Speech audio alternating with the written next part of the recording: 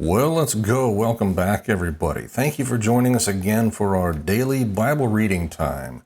And I hope you're having a great day and a great week and a great night. And whatever time it is, thank you again for joining us. This is day 253 of our chronological journey through the Bible in a year. And we're in the book of Ezekiel, covering two chapters this time, chapter 42 and chapter 43.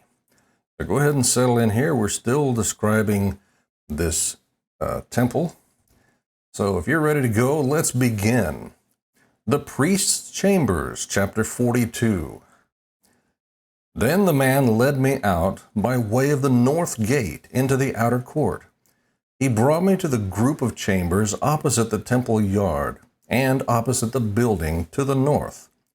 Along the length of the chambers, which was 175 feet, there was an entrance on the north.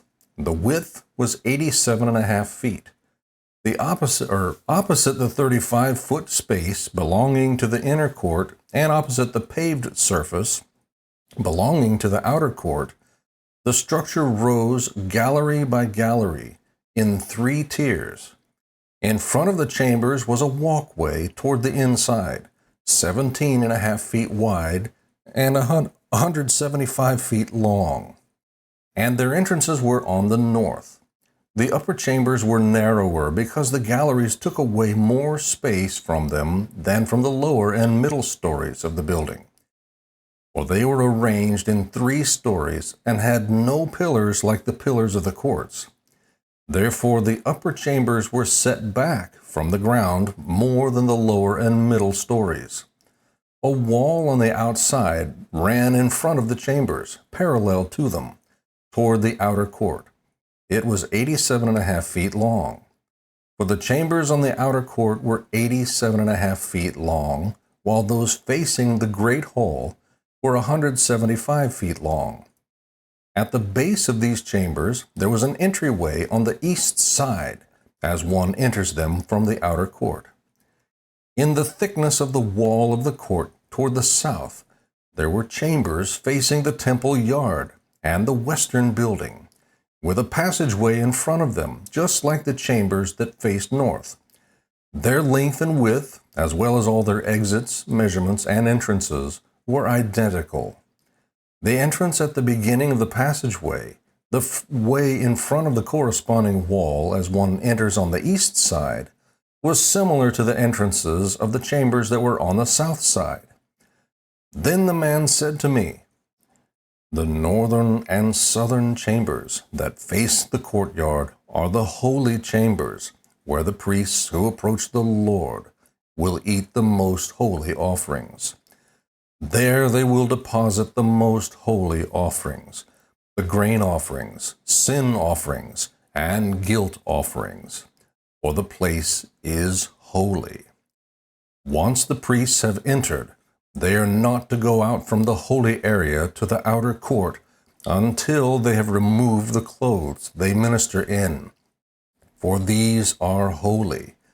They are to put on other clothes before they approach the public area." Outside dimensions of the temple complex.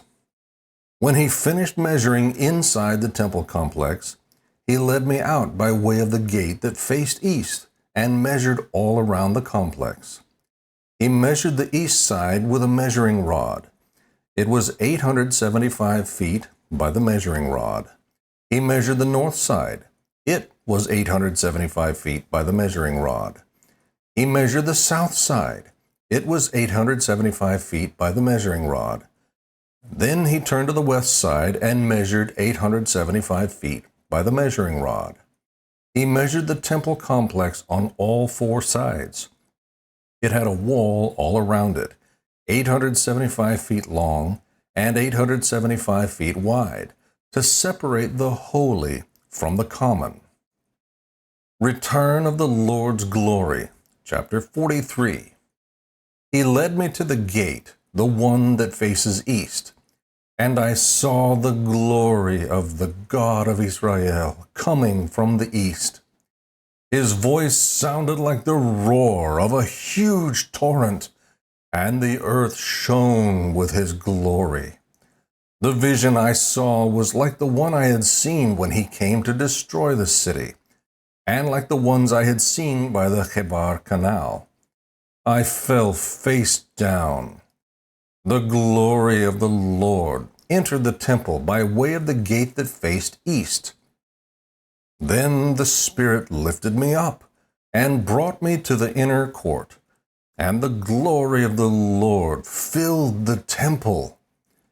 While the man was standing beside me, I heard someone speaking to me from the temple.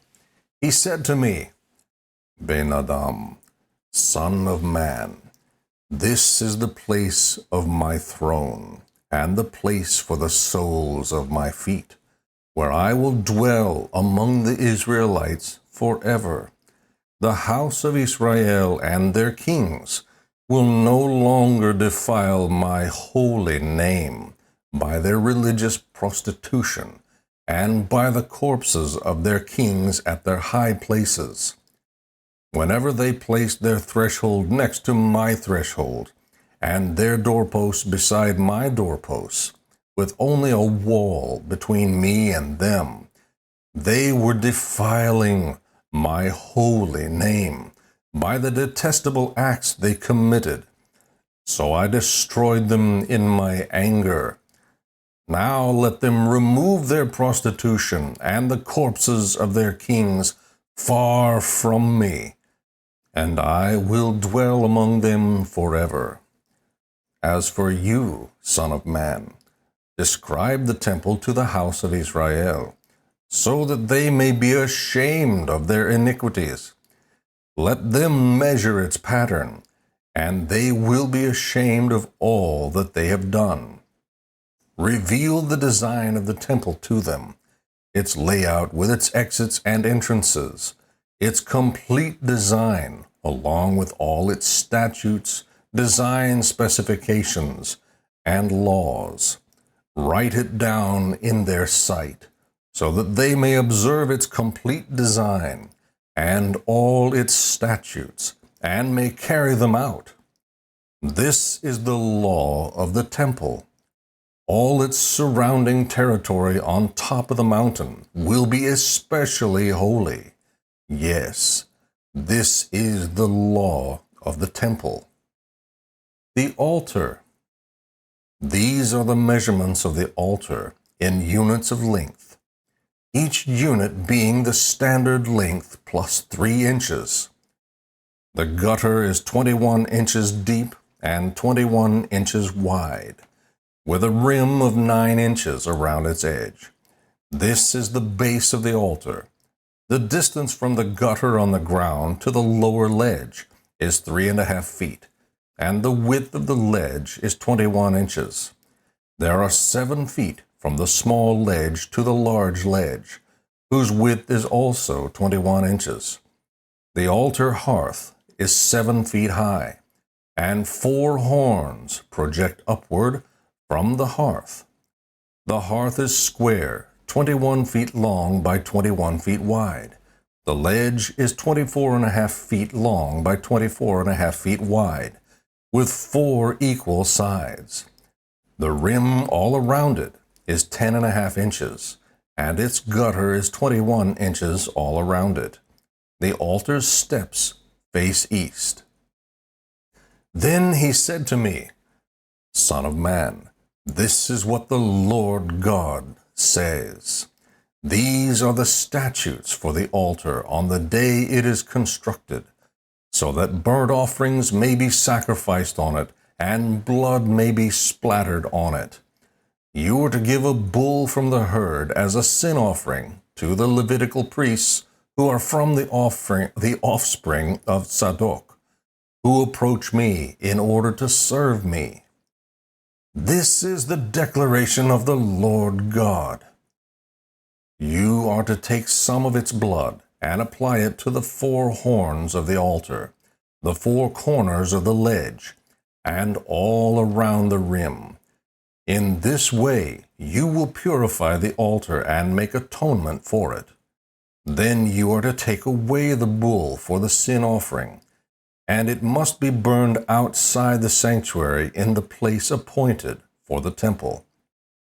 On the second day, you are to present an unblemished male goat as a sin offering. They will purify the altar just as they did with the bull. When you have finished the purification, you are to present a young, unblemished bull and an unblemished ram from the flock. You are to present them before the Lord. The priests will throw salt on them and sacrifice them as a burnt offering to the Lord. You will offer a goat for a sin offering each day for 7 days.